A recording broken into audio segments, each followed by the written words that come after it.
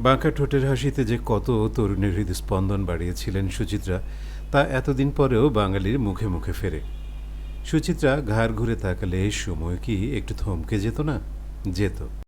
পর্দায় সুচিত্রার চোখ টলমল করে উঠলে জল গড়াত দর্শকের চোখেও।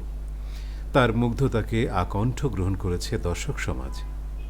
সুচিত্রা এক চিরসবুজ প্রেয়সী, যার বয়স ওই পর্দার ছবিতেই আজও স্থির হয়ে আছে। আজও বাঙালির মনে চির অমলিন সুচিত্রা সেনের হাসি। তার সম্পর্কে আজও মানুষের মনে নানা কৌতূহল। সুচিত্রা সেন যেন এক রূপকথা। সেদিন কলকাতায় শীতের দাপট বেশ, রেকর্ড পরিমাণ ঠান্ডা। স্পষ্ট মনে আছে, অন্য দিনগুলোয় শীতে কাবু মানুষ রাস্তায় কম বের হতেন, কিন্তু কলকাতার গোর্কি সদনের পাশের রাস্তায়, মিন্টো পার্কের সামনে, বেসরকারি হাসপাতাল বেলভিউয়ের সামনের চিত্রটা ছিল ভিন্ন। সেখানে জনসমুদ্র। কলকাতায় সেদিন একটা গান সারা দিনই শোনা গেছে, আরও কিছুটা সময় না হয় রহিতে কাছে। 2014 সালের 17 জানুয়ারি কথা বলছি। সেদিন সকাল 8:50 পৃথিবীর বাতাসে শেষবারের মতো নিঃশ্বাস নেন সুচিত্রা সেন, পাড়ি দেন অনন্ত লোকে। তবে বলতেই হয়, সেদিন কলকাতায় ফিরে এসেছিলেন উত্তম কুমারের সুচিত্রা, হারানো সুরের রমা, সপ্তপদীর রীনা ব্রাউন, সাতপাকে বাঁধার অর্চনা, উত্তর ফাল্গুনীর দেবযানী, পান্নাবাই বা সুপর্ণা। ফিরে এসেছিলেন বলার কারণ, তিনি থেকেও ছিলেন না। তিনি ছিলেন, তবে কলকাতা তাকে দেখেনি। তাকে দেখা যায়নি নন্দনে, নিউ মার্কেটে, ধর্মতলায়, সল্ট লেক বা পার্ক সার্কাসে। দিনের পর দিন, বছরের পর বছর তাকে দেখেননি কেউ। তাই বলে কি সুচিত্রাকে জানেন না সেকাল কিংবা একালের বাঙালি? সুচিত্রাকে না জানাটাই বরং অসম্ভব। সুচিত্রা তো প্রজন্মের পর প্রজন্মের ক্র্যাশ। এ যুগে মাধুরীরা গর্ব করে বলেন তাকে দেখতে সুচিত্রা সেনের মতো। এখনও শোনা যায় শিশুরা খেলছে সুরে সুরে, আকাশ থেকে নেমে এলো ছোট্ট একটা প্লেন, সেই প্লেনে বসেছিল লাল টুকটুকে মেম। মেমকে আমি জিজ্ঞেস করলাম, হোয়াট ইজ ইয়োর নেম? মেম বলল, my name is Suchitra Sen. দুই বাংলায় এতটা আলোচনা আর কাকে নিয়ে হয়েছে? না, কাউকে নিয়েই হয়নি। এ কথা তো সবাই জানেন, সুচিত্রা তার সম্মোহনী সৌন্দর্যের আগল ভাঙেননি তার জীবদ্দশায়। নিজের চারিদিকে আচমকা তুলে দিয়েছেন আকাশ ছোঁয়া দুর্ভেদ্য এক পাঁচিল, যাতে কোনো অসতর্ক মুহূর্তে তিনি ধরা না পড়ে যান পাপারাজ্জির বাড়াবাড়ির কৌতূহলে। সুচিত্রা সেনের সঙ্গে পরিচিত জনেরা বাসায় দেখা করতে আসতেন। বাসায় তিনি যেভাবে থাকতেন অনেকটা সেভাবেই দেখা করতেন। বাড়তি সাজগোজ তার থাকত না। বয়সের সঙ্গে নিজেকে পাল্টে হননি চরিত্রাভিনেত্রী বা পার্শ্ব অভিনেত্রী। পর্দার অভিনয় জীবনে নিজের যে চূড়ান্ত রোমান্টিক রূপ গড়েছিলেন, স্বেচ্ছা অন্তরালে সেই রূপই ধরে রেখেছিলেন শেষ জীবনেও। এ নিয়ে কম কথা হয়নি। বরং সুচিত্রাকে নিয়ে কিছু গুজব, কিছু অজানা, কম আলোচনা হয়েছে, যা অনেকের অজানা। এমন কিছু বিষয় নিয়ে জানাবো আজকের এই ভিডিওতে। থাকবে তার বলিউড জগতের কথাও।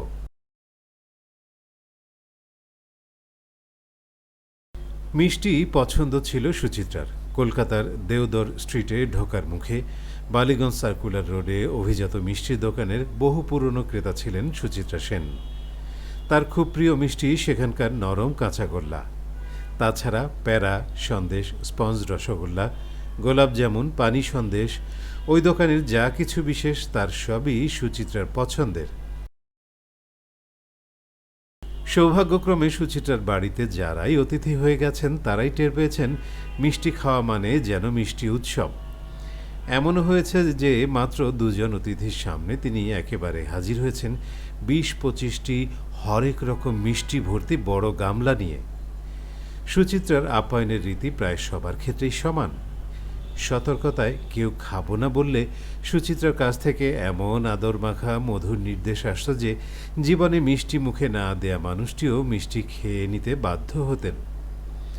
যেমন বাংলাদেশের অভিনেতা আলমগীর। এক সাক্ষাৎকারে তিনি জানিয়েছিলেন কত সাধনায় সুচিত্রার দর্শন পেয়েছিলেন তিনি। সেদিন সুচিত্রা নিজেই ট্রেতে কুকিজ, নারকেলের নাড়ু আর 1 কাপ চা এনেছিলেন। আলমগীর নারকেল দিয়ে বানানো কোনো খাবার খেতেন না, তাই বিস্কুট আর চা খাচ্ছিলেন। সুচিত্রা সেটা খেয়াল করে বললেন, আলমগীর, তুমি নাড়ু খাচ্ছ না কেন? ওটা আমি নিজ হাতে বানিয়েছি। সেবার সুচিত্রা আলমগীরকে অনুরোধ করেছিলেন বাংলাদেশ থেকে মরণ চাঁদের দই পাঠাতে। রান্নার বিষয়ে সচেতন ও সাবেকি ছিলেন সুচিত্রা। যেমন রান্নার তেলের ক্ষেত্রে বিশেষ ব্র্যান্ডের সর্ষের তেল ছাড়া অন্য তেল খেতেন না। এমনিতেই সুচিত্রা ছিলেন সহজপাচ্য আহারের অভ্যস্ত। টক দই, শসা আর বিভিন্ন মৌসুমি ফল থাকত তার প্রতিদিনের খাদ্য তালিকায়। একদমই যে বাসা থেকে বের হতেন না তা নয়। সূর্যাস্তের পর তিনি কালো চশমা পরে বের হতেন। অন্ধকারে বালিগঞ্জ সার্কুলার রোডে হাঁটা তার অনেক দিনের অভ্যাস। হাতে থাকত ছোট্ট একটি ভ্যানিটি ব্যাগ ও রুমাল। সুচিত্রার দীর্ঘদিনের চিকিৎসক সমরজিৎ নস্কর এক সাক্ষাৎকারে জানিয়েছিলেন, শেষ পর্যন্ত তাকে সোজা হয়ে হাঁটতে দেখেছি, কণ্ঠস্বরও বসে যায়নি। সুচিত্রা গ্রিলড ফিশ খুব পছন্দ করতেন। মশলা মুড়ি মাখতেন নিজে, খেতেন প্রায়ই, খবরের কাগজ পড়তেন নিয়মিত। অসহায় মানুষের খবর রাখতেন। ভারতে সুন্দরবন অঞ্চলে দুর্গত মানুষদের সহযোগিতার জন্য ত্রাণ পাঠিয়েছিলেন। নিয়মিত খবর রাখতেন সেখানকার মানুষদের। নিয়মিত মহাশ্বেতা দেবী, নারায়ণ দেবনাথ, সুবীর সেন, মেয়র শোভন চট্টোপাধ্যায়, উনি সবার ব্যাপারেই খোঁজ নিতেন। অনেকেই সুচিত্রাকে প্রাচ্যের গ্রেটা গার্বো বলে থাকেন। খ্যাতির তুঙ্গে থাকতে 1941 সালে যিনি নিজেকে সরিয়ে নিয়েছিলেন প্রচারের আলো থেকে। আসলে নিশ্ছিদ্র গোপনীয়তায় দুই নারীকে করে তুলেছে মিথ। গ্রেটা গার্বোর শোবার ঘরে ছিল সাদাসিধে পালঙ্ক, সুচিত্রা সেনেরও তাই। সব সময় ঘর গুছিয়ে রাখতেন তিনি। বিছানা, পর্দা সবই ছিল হালকা রঙের। পছন্দ করতেন রবীন্দ্রসঙ্গীত। সুতির শাড়ি পরতেন, পছন্দ করতেন বুটিওয়ালা, নকশাপাড় ও টাঙ্গাইল শাড়ি। গ্রেটা গার্বোর প্রিয় ছবি ছিল কুইন ক্রিস্টিনা, যেখানে রানী মনে করেন তিনি সব। শেষ অবধি যুদ্ধে মারা যায় রানীর প্রেমিক। সেই মৃতদেহ সঙ্গে নিয়ে এক জাহাজে চড়ে রানী ভেসে যান। সুচিত্রা নাকি বারবারই একটা ছবি করতে চেয়েছেন, রবীন্দ্রনাথ ঠাকুরের চতুরঙ্গ। সেখানে তিনি সাজবেন দামিনী, সেই দামিনী যে সারা জীবন শচীশ আর শ্রীবিলাসের টানাপোড়েনে জ্বলতে জ্বলতেও মাথা রেখেছিলেন স্বামীর পায়ে, বলেছিলেন, সাধ মিটিল না, জন্মান্তরে আবার যেন তোমাকে পাই। জানা যায় স্বেচ্ছায় অন্তরালে যাওয়ার পর মাত্র দুবার জনসমক্ষে দেখা দিয়েছিলেন সুচিত্রা সেন। একবার উত্তম কুমারের মৃত্যুর পর, দ্বিতীয়বার তার আধ্যাত্মিক গুরু ভরত মহারাজের মৃত্যুর সময়। সুচিত্রা কখনো চাননি তার কন্যা মুনমুন অভিনেত্রী হোক। 1998 সালে সাংবাদিক ধীরেন দেব এক সাক্ষাৎকারে এমনটাই বলেন। সুচিত্রা চেয়েছিলেন মেয়ে অনেক লেখাপড়া করবে। ধীরেন দেব আরও জানান, খুব ঘুরে বেড়াতে ভালোবাসতেন সুচিত্রা সেন। সময় পেলেই বেরিয়ে পড়তেন। কিছু পছন্দ না হলে মুখ বাঁকিয়ে একটা শব্দ করতেন, কচু। সুচিত্রা সেনের বলিউডি ক্যারিয়ার খুব বড় নয়। তার মামা শ্বশুর পরিচালক বিমল রায়ের দেবদাস ছবিতে মধুবালা মীনা কুমারীকে না পেয়ে যখন হন্যে হয়ে পার্বতী চরিত্রের জন্য সরল বাঙালি মুখশ্রী খুঁজছিলেন বিমল, তখন তার মাথায় হঠাৎই আসে সুচিত্রার কথা। দিলীপ কুমারের মতো সুপারস্টারের বিপরীতে প্রায় নবাগতা সুচিত্রাকে কাস্ট করে তিনি ঝুঁকি নিয়েছিলেন বলা যায়। এরপর 1960 পর্যন্ত মুসাফির, চম্পাকলি, বোম্বাই কা বাবু ও সরহদ চারটি হিন্দি ছবিতে অভিনয় করেছিলেন সুচিত্রা সেন। সুচিত্রার বিপরীতে কাজ করেছেন দেবানন্দ, ভারতভূষণের মতো নায়কেরা। হিন্দি উচ্চারণে আড়ষ্টতা এবং হিন্দি ছবির জন্য নায়িকাদের মতো নাচে পারদর্শী না হওয়াটা তাকে বেশ ভুগিয়েছিল। অভিনয়ের দিক থেকে দেখতে গেলে 1974 সালে সুচিত্রা অভিনীত আধি বেশি গুরুত্বপূর্ণ। আরতি দেবী হিসেবে সুচিত্রা সেন অনেক জায়গায় ইন্দিরা গান্ধীকে অনুসরণ করেছিলেন ঠিকই, কিন্তু তা বোধহয় পরিচালকেরই নির্দেশে। বলিউড তারকা মাধুরী দীক্ষিত সুচিত্রার ভক্ত। এক সাক্ষাৎকারে তিনি বলেন, অনেকেই তাকে সুচিত্রার মতো দেখতে কথাটা বলেন। দয়াবান সিনেমার শুটিংয়ে অভিনেতা পরিচালক ফিরোজ খান ক্যামেরায় লুক থ্রু করে এই একই কথা বলেছিলেন। মাধুরীর ভাষ্য, শুনেছি আধির পর সুচিত্রা সেন আর কোনো হিন্দি ছবিতে কাজ করেননি। কজন পারেন এমন গনগনে সূর্যের দিনে নিজেকে সূর্যের আলো থেকে আড়াল করে রাখতে? মহানায়িকা সুচিত্রা সেন নাকি ব্লাড ক্যান্সারে আক্রান্ত হয়েছিলেন। শোনা যায় ৮০ দশকের শুরুতেই নাকি সুচিত্রা সেনের লিউকেমিয়া বা ব্লাড ক্যান্সার ধরা পড়ে। মুম্বাইয়ে টাটা মেমোরিয়াল হাসপাতালে তার বোন ম্যারো ট্রান্সপ্ল্যান্ট করা হয়। পরবর্তীতে চিকিৎসার পার্শ্ব প্রতিক্রিয়া হিসেবে তার চুল পড়ে যায় এবং ত্বক নষ্ট হয়ে যায়। বুড়িয়ে যাওয়ায় তিনি নাকি লোকচক্ষুর অন্তরালে চলে যান।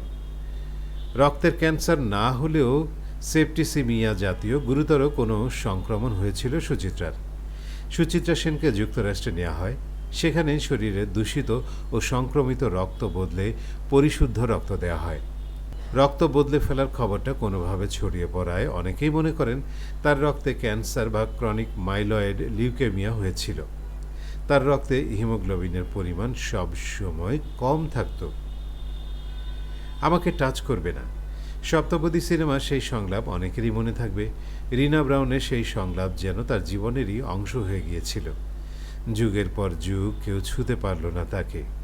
১৯৭৮ সালে প্রণয় পাশায় অভিনয়ের পর থেকেই তিনি আড়ালে চলে গেলেন ধীরে ধীরে।